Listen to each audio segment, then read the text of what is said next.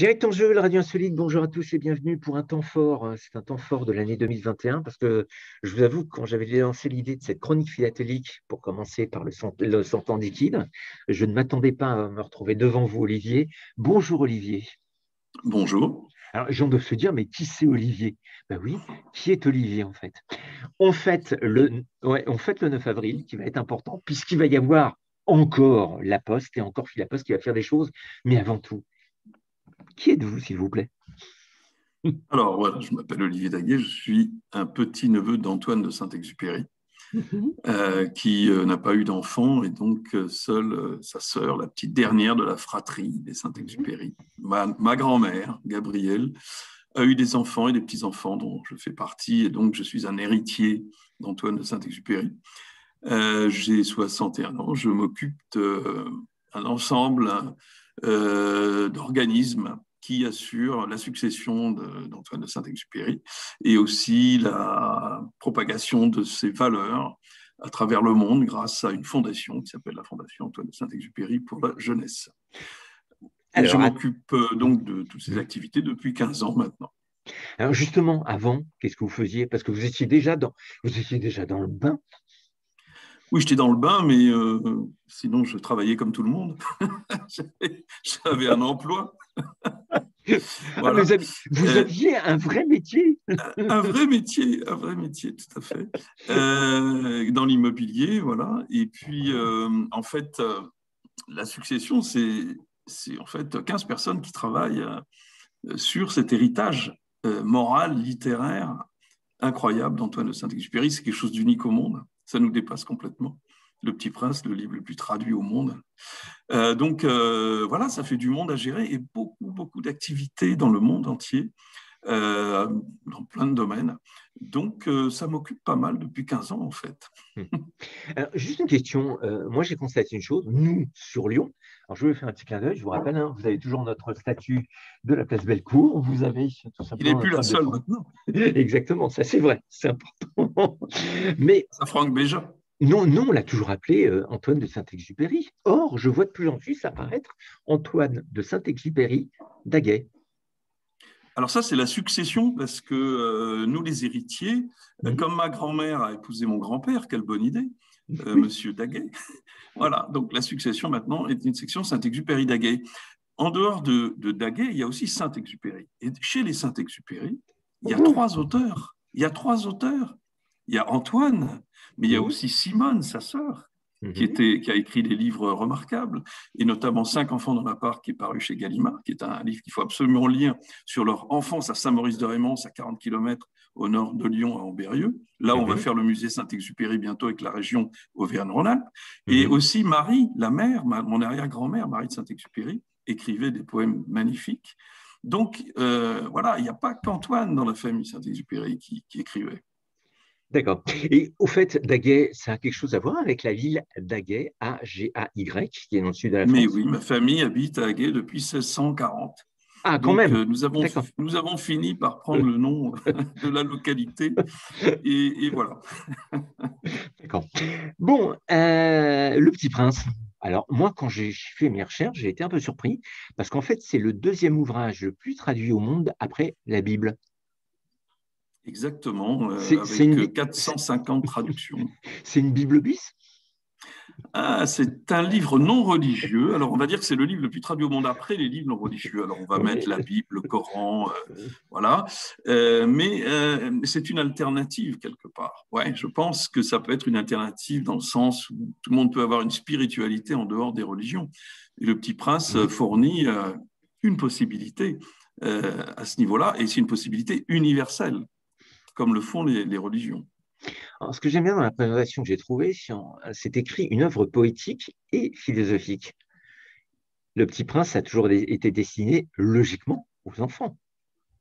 Pas du tout. Le Petit Prince est un livre pour adultes depuis le départ. D'ailleurs, la polémique ne date pas d'hier, puisque dès l'apparition du Petit Prince en 1943 à New York, il y a des articles dans la presse, le New York Times, dans l'Observer, qui disent mais attendez, c'est pas du tout un livre pour enfants. Vous nous l'avez présenté comme tel. Ils disent à l'éditeur, mais en fait, c'est un livre pour adultes. Qu'est-ce que c'est que cette tromperie? Et donc, voilà, c'est une vieille polémique. En France, on a tendance à considérer que c'est un livre pour enfants. Dans beaucoup de zones du monde, parce que Le Petit Prince, c'est le monde, hein. En Asie, par exemple, tout le monde sait très bien que c'est un livre pour adultes, avec des niveaux de compréhension, bien sûr, différents à chaque âge. Le vendredi 9 avril va sortir le timbre des 75 ans, je dirais déjà 75 ans. Et pourtant, il y a une chose que je ne saisis pas complètement. Vous venez de le dire. En fait, il est sorti en 1943. Donc pourquoi est-ce qu'on déclare que c'est les 75 ans? Alors, on fête les 75 ans en France. Et en réalité, Le Petit Prince est sorti pendant la guerre. Syntex était à New York. Oui. Il sort en 1943, une semaine avant son départ. Il repart pour faire la guerre en Mhm. Afrique du Nord le 6 avril 1943. Mais en France, la France est encore occupée. Et après la libération, en 1944, il faudra attendre 1945 pour que les autorisations sortent, les autorisations notamment D'accord. d'imprimer sur du papier. Le papier est rare à cette époque. Mhm. Mhm. Et donc, Gallimard n'obtient cette autorisation qu'en novembre 1945. Ça fait partie de ses top priorités, évidemment, Le Petit Prince, parce que c'est Saint-Exupéry, ils ont compris que c'est quelque chose de vraiment important. Mais à cette époque-là, il y a des difficultés techniques, notamment au niveau de la reliure, et le livre ne sortira enfin dans les librairies qu'en avril 1946, c'est-à-dire il y a 75 ans, le 6 avril 1946. Voilà pourquoi on fête ces 75 ans seulement maintenant pour la France. Et à partir de là, ce qu'il faut comprendre, c'est Gallimard ayant les droits pour le monde entier. Toutes les autres éditions dans le monde entier, parce que les traductions vont commencer très tôt pour Le Petit Mhm. Prince, dès 1946, n'est-ce pas? Eh bien, ces traductions démarrent à partir de cette date-là, en réalité. Comment est-ce qu'on peut expliquer un succès pareil? Parce que là, est-ce que ça s'explique? Franchement, oui, il y a des pistes. Il y a des pistes. Moi, je voyage dans le monde entier, donc je vais à la rencontre Mhm. des fans du Petit Prince. C'est une expérience fantastique de rencontrer ces gens, ces familles, en Japon, en Chine, au Canada, au Brésil, qui parlent du Petit Prince avec beaucoup d'émotion, beaucoup de passion. Donc, je leur dis pourquoi. Voilà. Donc, j'ai fini par trouver des pistes. Mhm. Alors, vous avez le groupe des gens qui sont consolés par la lecture de ce livre. La lecture les console, c'est souvent après la mort d'un être cher. Voilà. Un mari, une femme, un enfant, un père, une mère. Voilà. Donc, ce livre console des millions de gens, en fait, dans les épreuves de la vie. Vous avez les gens qui me disent, par exemple, en Turquie, je me souviens, les gens disaient, mais ça nous donne de l'espoir. Donc, c'est un livre qui donne de l'espoir. Mhm. Bon, ensuite, c'est un livre qui donne des pistes philosophiques très, très, très, très sérieuses, en dehors des religions, justement. Donc, c'est un livre qui aide à vivre, qui aide à se fixer des principes dans la vie ou des lignes de conduite, hein, ou Mhm. des explications. C'est un livre qui donne des explications, en fait, qui donne des pistes pour les questions fondamentales qu'on se pose, pourquoi on est là, Dieu, la vie, la mort, l'amour. Et donc, ce piste donne vraiment des réponses, ce livre. Donc ça, c'est Mhm. très important. Et puis ensuite, c'est un livre très poétique, très beau, c'est d'une beauté incroyable. Et quelle que soit la langue, c'est ça que le miracle de ce livre, c'est qu'à travers les traductions, on retrouve tous ces éléments. Ça, c'est un truc qu'on ne peut pas expliquer en réalité. C'est cette magie de la puissance du livre à travers les traductions, à travers les générations. Ça parle à toutes les générations, donc c'est quelque chose de vraiment universel. Avant de parler de la succession et de la fondation, moi, j'ai un truc qui m'a surpris quand j'ai visité l'expo. Alors, elle a été ouverte très, très peu de temps sur Lyon, malheureusement. Quel C'est succès que. en si peu de temps. Elle Alors, ben, revient, elle revient, elle ah bah revient. écoutez, oh bah, je vous dis une chose. Alors, pour information, je rappelle que logiquement, le 9 avril, on aurait dû être à la sucrière, mais Eh les oui, mesures sanitaires ont fait qu'on a décidé de ne pas rouvrir la sucrière spécialement pour nous, parce que déjà, voilà. ça aurait été génial parce qu'on aurait pu montrer un peu l'exposition en virtuel, mais on préfère garder la magie et puis vivement que ça rouvre très, très rapidement. Avant de parler de succession et de fondation, Oui. ce qui m'a surpris quand j'ai visité l'expo, c'était l'une des premières fois où je voyais qu'on me parlait de l'homme. Voilà. J'étais un peu Et ça, étonné. c'est très important pour deux raisons. La première, c'est que au-delà du Petit Prince, évidemment, qui est connu dans le monde entier, Mm. euh, Antoine de Saint-Exupéry en tant qu'homme, sa vie, son œuvre, ses valeurs sont connues aussi dans le monde entier. Donc c'est très important de redécouvrir, et surtout à Lyon, dans sa ville de naissance, Qui était cet homme? Alors, OK, on connaît l'auteur du Petit Prince, on connaît le pilote, le pionnier de l'aviation civile, mais on voit bien qu'il y a beaucoup d'autres facettes. Hein, c'est quelqu'un qui s'est investi dans le cinéma, dans le journalisme. C'est un homme qui a terminé sa vie par une pensée philosophique forte à travers Citadelle. Voilà, donc il faut. Et puis son enfance, c'est fondamental, puisque c'est son enfance qu'il a fondée. Hein. Comme il disait, je suis de mon enfance comme d'un pays. Donc, il était très important de remettre l'accent sur cette enfance et puis aussi de faire le lien avec Saint-Maurice de Rémance, où nous allons créer ce merveilleux musée Saint-Exupéry bientôt avec la région. Voilà, ça c'est la première raison. Et la deuxième raison, c'est que le Petit Prince, c'est Antoine de Saint-Exupéry, c'est lui, en fait. Et donc, si on veut comprendre le Petit Prince, il faut connaître Saint-Exupéry, l'homme. C'est-à-dire que c'est son histoire à lui, c'est son enfance qu'il décrit comme ça? C'est pas son enfance, c'est sa vie. C'est c'est ses relations avec les gens, c'est ses relations avec le monde, ses relations avec les femmes, ses relations avec lui-même, et quel sens il a donné à sa vie. Et donc, c'est un testament, le Petit Prince. Qui est Consuelo? Consuelo, c'est la femme d'Antoine de Saint-Exupéry qu'il a épousée en 1931 à Nice, mariage civil, à Hagué, mariage religieux. Consuelo qu'il a rencontré à Buenos Aires, quand il était pour l'aéropostale Argentina, là-bas, entre 1929 et 1931. Et c'est la femme de sa vie, en fait. Alors, ils ont une relation infernale. C'est un couple infernal, sans enfants, qui vit comme les gens de la jet set vivent entre New York et Paris. Ouais, voilà, ils se quittent, ils se rabibochent, ils se disputent, ils ne peuvent pas vivre sans l'autre, mais ils ne peuvent pas vivre avec l'autre, donc c'est très compliqué. Voilà, donc, mais on va bientôt faire paraître, c'est un secret que je vous livre, la correspondance Antoine et Consuelo. Elle va sortir le 6 mai 2021. Et là, on va apprendre énormément de choses sur ce couple, leur relation, et notamment la place de Consuelo dans le cœur d'Antoine de Saint-Exupéry et dans Le Petit Prince aussi. Donc, c'est vraiment une histoire dramatique, très intime, mais aussi très forte. Et ces lettres sont d'une force et d'une poésie incroyable. Donc, tu vas redécouvrir tout ça. Donc, Consuelo, voilà, elle a survécu, Antoine de Saint-Exupéry. Ma tante, Consuelo, que je connaissais bien, elle est morte en 1979 et elle a laissé à son héritier, M. Martinez, des trésors, dont les dessins originaux du Petit Prince, par exemple. D'accord. Des trésors, voilà. Et petit à petit, ces trésors sont exposés grâce à la bonne volonté de la succession Consuelo, qui est aujourd'hui présidée par l'épouse de M. Martinez, Martine Martinez. Et donc là, par exemple, à l'exposition de Tempora à Lyon, il y a des objets personnels d'Antoine de Saint-Exupéry qui sont absolument remarquables, très émouvants, voilà. Et donc, bientôt, on va pouvoir exposer aussi les dessins du Petit Prince en France, au Musée des Arts Décoratifs, en 2022. Voilà, donc ça, cette succession de Consuelo est importante. C'est important qu'on puisse travailler ensemble pour justement pouvoir montrer au public toutes ces merveilles. D'accord.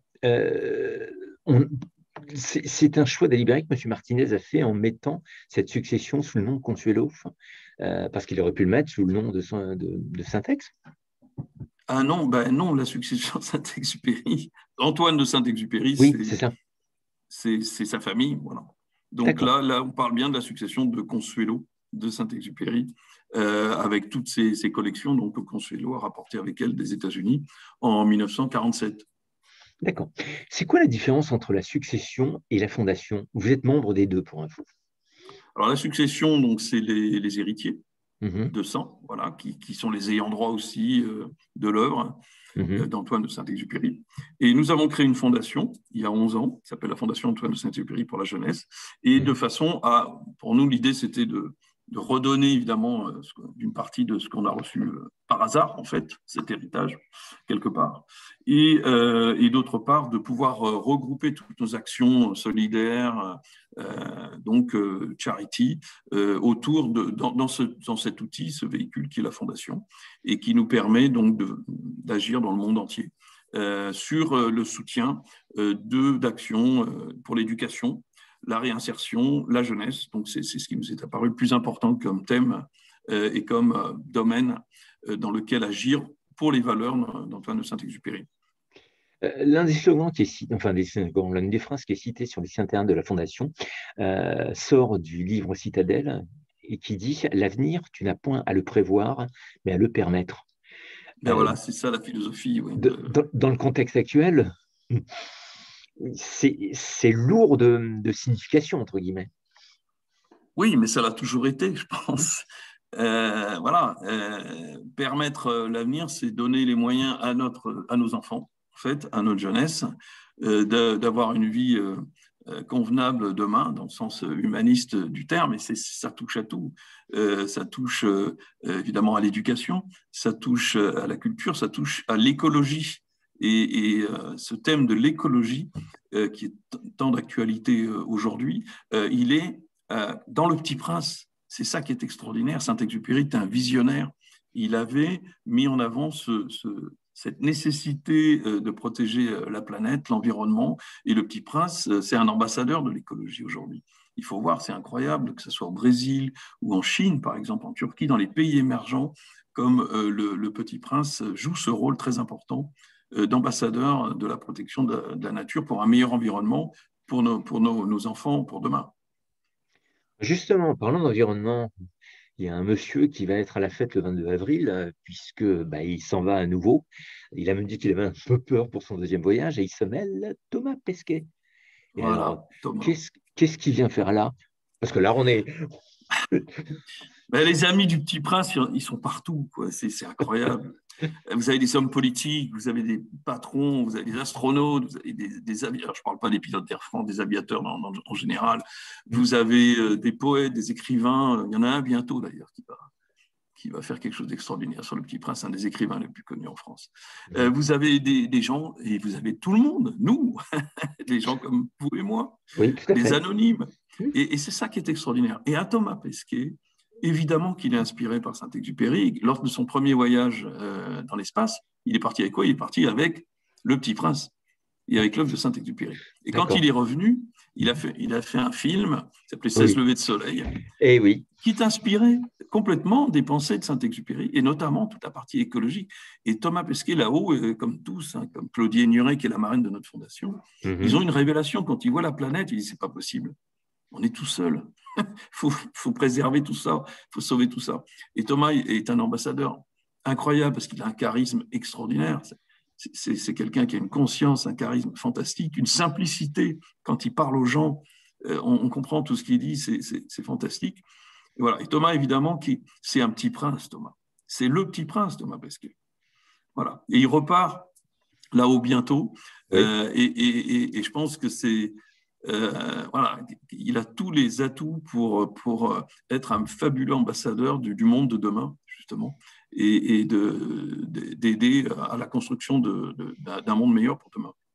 D'accord. Est-ce que c'est important de garder la philosophie que Saint-Exupéry a voulu faire passer dans le monde entier?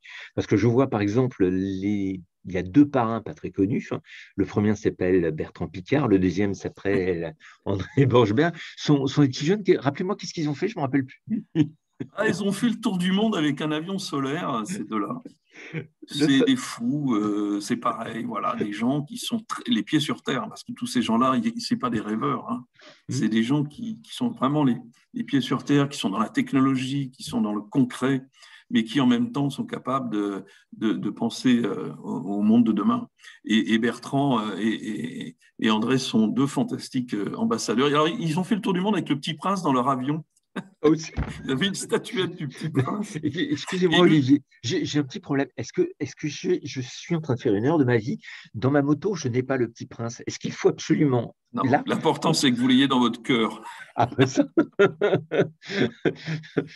Alors, ils nous ont envoyé des photos du monde entier, de Hawaï, voilà. Puis on a fait quelques étapes avec eux. On a fait l'étape au Japon, on a fait l'étape à New York. On allait les accueillir à l'atterrissage, c'était sympa. Et voilà, donc voilà, le Petit Prince, c'est des histoires comme ça merveilleuses.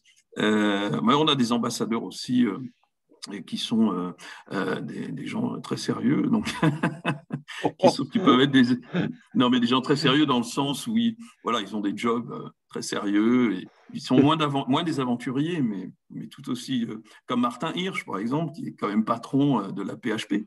Ah oui, ah oui. Martin Hirsch, voilà, mais qui a aussi le Petit Prince dans le cœur, et qui dans sa vie professionnelle, dans sa vie personnelle, se réfère souvent aux valeurs d'Antoine de Saint-Exupéry.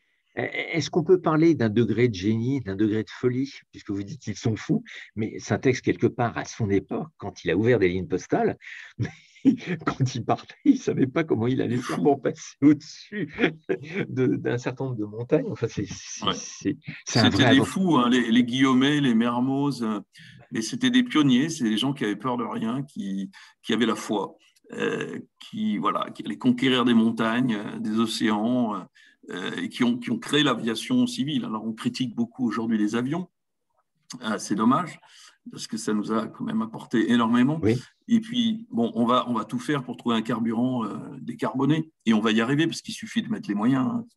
Voilà, il suffit que nos chers financiers, nos chères compagnies aériennes mettent les moyens, et on repartira demain, on volera à nouveau. Moi, ça fait plus d'un an que je n'ai pas voyagé, oui, donc c'est quelque chose d'incroyable. Voilà.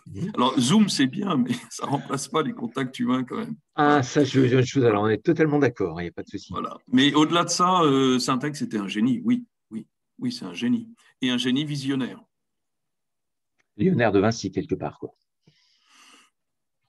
Non, pas à ce niveau-là, parce que bien qu'il était aussi inspiré par la technologie, puisqu'il a déposé des brevets, il y a un institut de recherche technologique spatiale et aéronautique qui est à Toulouse-Bordeaux, qui porte son nom aujourd'hui, qui est le plus gros institut de France. Voilà. Donc c'est un scientifique, c'est quelqu'un qui s'intéressait beaucoup à la physique nucléaire. Voilà, quelque part, c'est quelqu'un qui est... Oui, vous avez raison dans le sens où on va dire que c'est un initié, Syntex. Vinci était un initié. Là. Ouais. Oula, ça va attention. Loin. Bon, je vous pose une colle. Ouais. Alors, on commence par la France. Il y a combien d'aéroports qui s'appellent Syntex en France? Alors, il y a un aéroport, celui de Lyon, de Saint-Exupéry. Oh, franchement, je n'y avais pas pensé. Mais vous avez un aéroport à Bourg qui s'appelle Terre des Hommes. Voilà, c'est pas loin. Ouais. Nous sommes le lundi 12 avril. Alors, on n'est pas le lundi 12 avril, pour information. Mais nous sommes le lundi 12 avril, il est 9 h du matin, les bureaux de poste ouvrent. Le timbre des 75 ans du Petit Prince est vendu dans tous les bureaux de poste de France et de Navarre. Vous faites quoi? Vous poussez le cri primal, vous prenez une bonne bouteille de champagne, vous dites... on prend une bouteille de champagne, on remplit une coupe et on dit « Bon anniversaire, Petit Prince ». Voilà. Nous, on est ravis de ce timbre parce qu'il est très beau. Ouais. Très beau, très poétique. Voilà, le Petit Prince avec sa rose, là, ça dit tout, quoi. C'est très parlant. Vous allez retrouver sur les podcasts et même sur les vidéos de Direct en Jeu, vous retrouvez l'interview de David Benmussin, qui est le designer graphique du timbre. Ça m'a fasciné parce que quand j'ai eu l'occasion de l'interviewer, bon, il y en a eu pour 25 minutes, mais il expliquait vraiment en quoi il a d'abord intégré l'âme. Je me demande s'il a parlé 10 fois le Petit Prince avant de commencer à prendre son crayon. Mais c'est important puisque vous l'aurez remarqué, vous allez le remarquer. Ce Petit Prince, ce n'est pas le dessin d'Antoine de Saint-Exupéry. Alors, on peut se poser la question, pourquoi? Est-ce que je peux poser une question? Oui. Pourquoi? Voilà. Parce qu'il faut comprendre qu'aujourd'hui, le Petit Prince, il a une vie en dehors du livre, en fait. Il y a plusieurs phases. Il y a la phase du livre. Après, il y a la phase collective. Alors, le livre, c'est une expérience individuelle. Après, vous avez, à partir des années 2000, la phase collective. Alors, il y a des films, pièces de théâtre, comédies musicales. Très sympa, si. Oui. Nous, on adore. C'est une expérience. On est dans une expérience. Vous avez un parc d'attractions. Voilà, exactement. Donc, c'est une expérience. Et ensuite, on voit le Petit Prince qui vit sa vie en tant que personnage. Icône, vous voyez, c'est une icône en dehors du livre. Donc, à partir de ce moment-là, et on le voit beaucoup dans le monde entier, le Petit Prince, s'il est un ambassadeur de la nature, on va le voir dans des actions pour la nature, voilà, pour la protection de la nature. S'il est un ambassadeur de l'éducation, on va le voir dans des soutiens au niveau pédagogique, etc. C'est pour ça qu'on est arrivé dans cette nouvelle situation, cette nouvelle ambiance, où le Petit Prince est un personnage en fait, qui vit sa vie en dehors du livre, mais qui porte bien sûr les mêmes valeurs. Parce que moi, j'ai posé la question à plusieurs personnes et il y en a une qui m'a agréablement surpris. Elle m'a dit, moi, le Petit Prince, il est dans ma tête. Voilà. Exactement. On a tous une vision différente des Petits Princes, je pense. On a tous, on appréhende tous.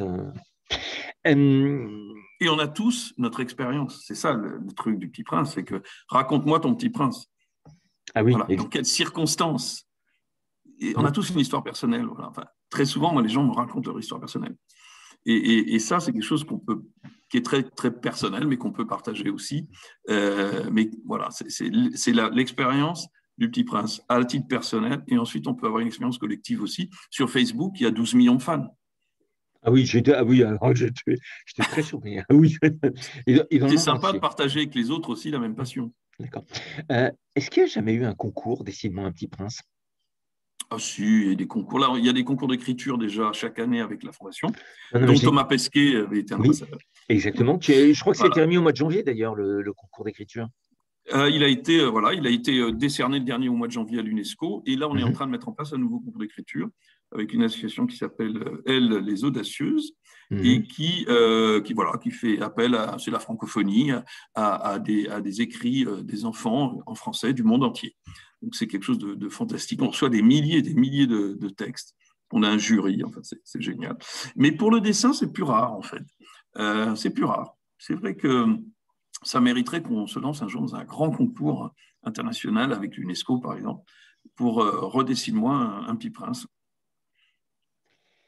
Comment vous allez vous occuper maintenant? Parce que bon, je suppose que vous n'avez pas beaucoup de temps disponible pour vous.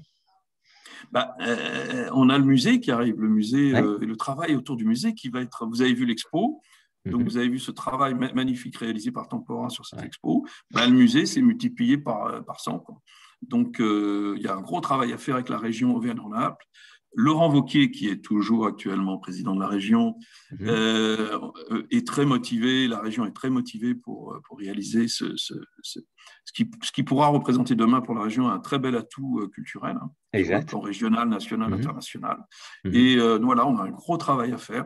Et pour nous, c'est un immense bonheur. Ça fait 30 ans qu'on se bat pour ce musée, qui a des musées au Japon, en Corée, au Brésil. Et que voilà, le jour où on inaugurera ce musée, on aura l'impression d'avoir réalisé quelque chose d'important pour la mémoire d'Antoine, de notre oncle, et pour la propagation de ses valeurs. Allez, moi j'ai une dernière question à vous poser, mais là, attention, c'est une question confidentielle. Vous êtes prêt à m'y répondre? Il n'y a que les réponses qui sont indiscrètes. En fait, comment dire, l'expo, malheureusement, elle a ouvert et puis elle a fermé très rapidement. Si je prends l'exemple de Chaplin's World, qui a dû aussi fermer en Suisse, donc à Lausanne, ils ont prolongé l'expo sur le dictateur, donc les 80 ans du dictateur, ce qui fait qu'on a fêté le 100e anniversaire du Kid de Charlie Chaplin le 21 janvier, mais que l'expo va avoir lieu au mois d'octobre. Est-ce qu'on peut espérer, nous, à Lyon, que l'expo à la Sucrière, quand elle va rouvrir, va être prolongée puisqu'elle est censée finir au mois d'avril? Non seulement on peut l'espérer, mais c'est acquis. C'est acquis. Donc, l'exposition rouvrira quand elle rouvrira, on espère, d'ici le 15 juin. Et elle pourra être prolongée jusqu'en novembre 2021, au moins. D'accord. Voilà. Et sa petite sœur de Toulouse, pareil, à l'envol des pionniers à Toulouse. La petite sœur de l'expo de Lyon pourra rouvrir dans les mêmes conditions. Donc, on est assuré de pouvoir avoir accès à cette exposition le temps qu'il faudra, dans les bonnes conditions, cette année. D'accord, donc on est très ça va. On est très cool et on est très content et on n'attend plus qu'une chose, c'est de pouvoir visiter cette exposition et d'aller boire un verre sur le quai Rambaud après l'avoir visité. Ah, mais je vois que monsieur est connaisseur, attention. Lyon, c'est quand même presque ma ville. Écoutez, moi, je voulais vous remercier d'avoir donné ces quelques minutes de disponible, de nous avoir montré un peu les coulisses de tout cela, de découvrir… Service, comme on dit chez nous, service. Ouais, mais c'est bien parce qu'au moins, ça donne une image complètement différente et tout. Et puis, écoutez, qu'est-ce que je peux vous souhaiter? Une bonne fête pour le 18 avril déjà. Ouais. Plein de bonnes choses pour l'anniversaire du Petit Prince, en tout cas. Non, mais je parle du 18 avril, moi. Le 18 avril, oui. Vous savez pourquoi? Alors, le 18 avril, c'est une colle, ça. Oh my God, le 18 avril. Je ne pouvais pas m'en empêcher. OK. Eh ben, Alors, c'est une fête qui devient européenne, puisqu'il y a 8 pays qui vont être impliqués cette année. C'est la fête de l'agence, c'est la fête de Valeurs en jeu, c'est la fête de la radio Direct en jeu, qui va devenir une OK. radio insolite et hybride grâce à Audrey Chapeau. Et la 18 avril, bon, c'est un pléonasme, c'est simplement la Saint-Parfait. Donc, bonne Ah, fête. ça, parfait. Oh, bon, tout est parfait. Bon, écoutez, quand on a un livre qui est le premier, le plus haut au monde, écoutez, on peut se permettre de dire des vérités, quoi. Exactement. Je vous remercie, plein de bonnes choses à vous, C'est puis moi. au plaisir de voir enfin l'expo rouvrir.